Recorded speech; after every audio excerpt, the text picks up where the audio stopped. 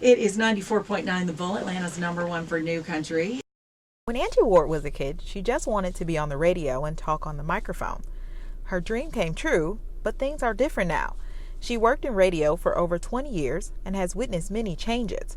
She never imagined radio would be what it is today.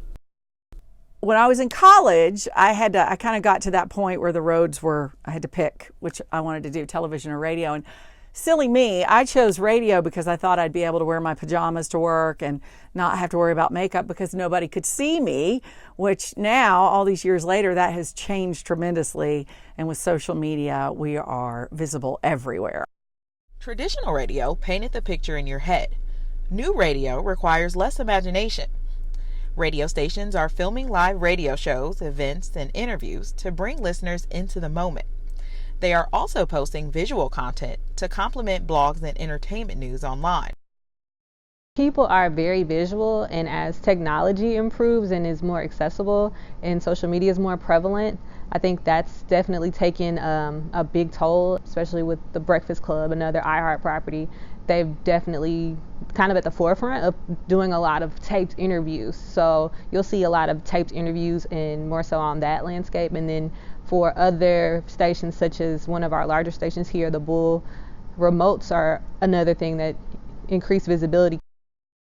In the beginning, the only communication you had with your listeners was through the phone or when you saw them when you were out at a remote appearance or a concert. And as the years progressed, email became a thing, so they could email you, they could email your request, and they could send you complaints or whatever they wanted to through email. And then it progressed to the social media, and they can communicate. And I mean, being completely honest, social media is a full-time job. For larger remotes or for larger events, then there's definitely usually someone there to help with social media or help just capture the moment. And also it's something that the brands want to see, the people that are investing their money. That's another reason I think that, things have gotten so visual. It's evidence also. People are putting their money into these promotions. They want to know that people come to support. They want to know they got their ROI. So getting physical evidence, like visual evidence, is another way to support that and to help get more clients. In this room, actually, this is a performance room that we have here, and a lot of the performances, for a while, we're just live streaming them. We're trying to drive traffic to our website because nationally we have numbers to hit. Everything's about money, so you got to drive the needle. iHeartMedia acquired podcast company How Stuff Works in September 2018.